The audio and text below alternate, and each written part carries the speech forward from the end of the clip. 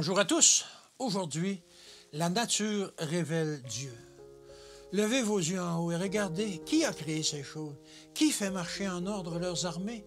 Il les appelle toutes par leur nom, par son grand pouvoir et par sa force puissante. Il n'en est pas une qui fasse défaut. Ésaïe 40 au verset 26. Les idées panthéistes au sujet de Dieu dans la nature sont formulées par Lucifer, l'ange déçu.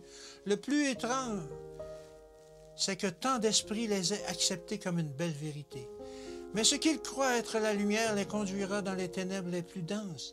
Rendre gloire à Dieu est l'un des traits distinctifs de l'expérience des adventistes du 7e jour.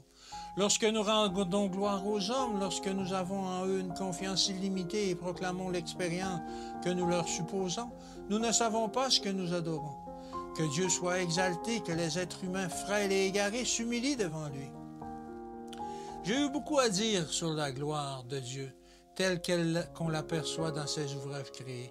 Mais je n'ai jamais eu l'impression que notre Dieu omnipotent, qui règne dans les cieux et remplit l'univers, puisse être découvert dans une fleur, une feuille ou un arbre.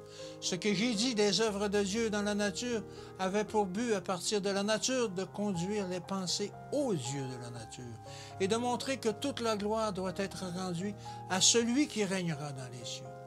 Les hommes doivent remplir leur devoir envers Dieu. Ils doivent faire preuve de respect pour un Dieu personnel et apprendre à le connaître.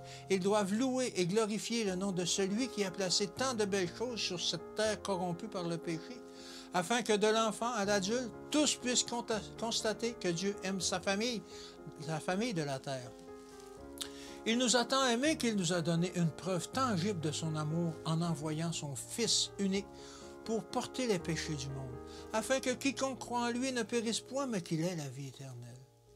Dieu désire que nous méditions sur la largeur, la longueur, la profondeur et la hauteur de son immense et incomparable amour, et que nous nous souvenions que nous sommes son peuple acquis.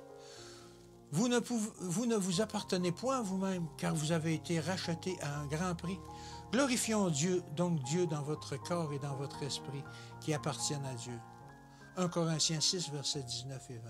Nous devons agir comme si tout l'univers céleste nous observait et remplir consciencieusement nos devoirs envers notre Créateur.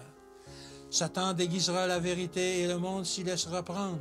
Où se trouvera alors notre sécurité?